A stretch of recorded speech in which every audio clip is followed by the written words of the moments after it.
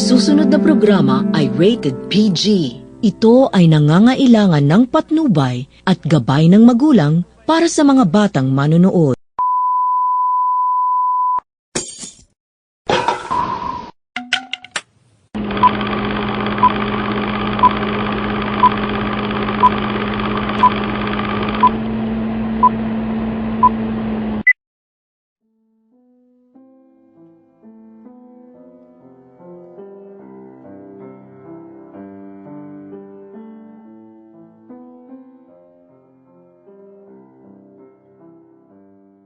Iyon ay hindi makatulog si Basilio. Siya ay nagtungo sa kagubatang dati pagmamay-ari ng mga Ibarra. Patuloy siya sa paglalakad hanggang marating niya ang isang bunton ng bato kung saan nakalibing ang kanyang ina. Magandang gabi, Inay. Kumusta ka? Patawad dahil hindi man lang kita naipagtanggol sa kanila. Kasalanan ko ito, Inay. Inay. Habang patuloy sa pag-iyak si Basilio, isang estranghero ang parating.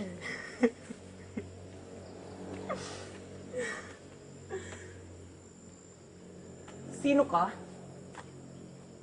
Ako si Senyor Simon. Anong sadya mo rito? Naparito ako upang dalawin ang matalik kong kaibigan. Ibig sabihin, ikaw si... Oo, ako si Crisostomo Ibarra. Doon na nga nalaman ni Basilio ang lahat tungkol kay Senyor Simon, na ito pala ay si Crisostomo Ibarra, at dito rin niya nalaman ang pakay at balak nitong paghihiganti sa kanyang pagbabalik. Sa pag-alis ni Senyor Simon, naalala tuloy ni Basilio ang lahat ng kanyang nakaraan. Ang mga paghihirap, pagdurusa, at luhang tinamasa nila kasama ang kanyang ina at ang kapatid na si Crispin.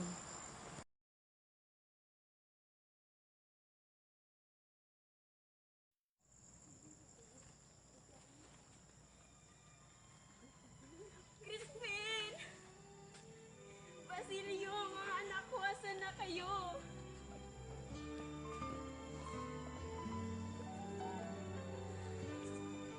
Crispin! Basilio! Hinanap-hanap ni Sisa ang kanyang mga anak, subalit siya ay nabigo hanggang sa mawalan na siya ng malay. Inay? Inay, gumising ka! Inay!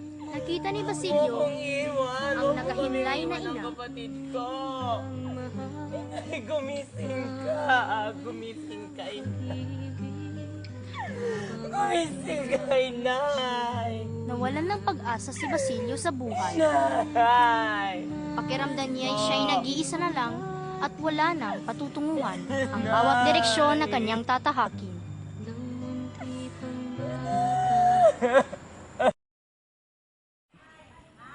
Matapos mailibing ni Basilio ang kanyang ina, lumuwas siya ng Maynila upang hanapin ang magandang kapalaran.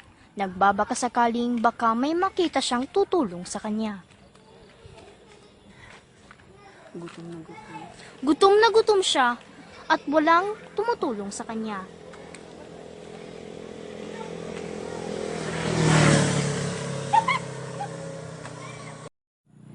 Hanggat siya ay mawalan ng malay.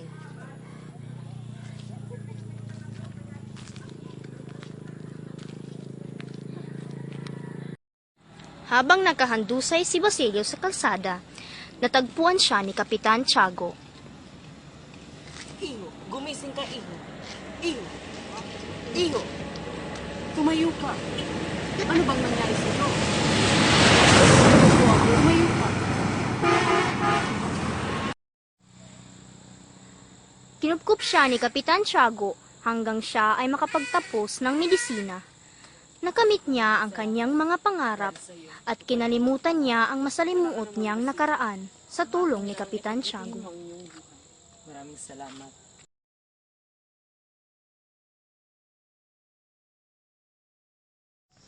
Napaiyak si Basilio ng kanyang maalala ang mga nakaraan. Magmamadaling araw na nang siya ay makauwi.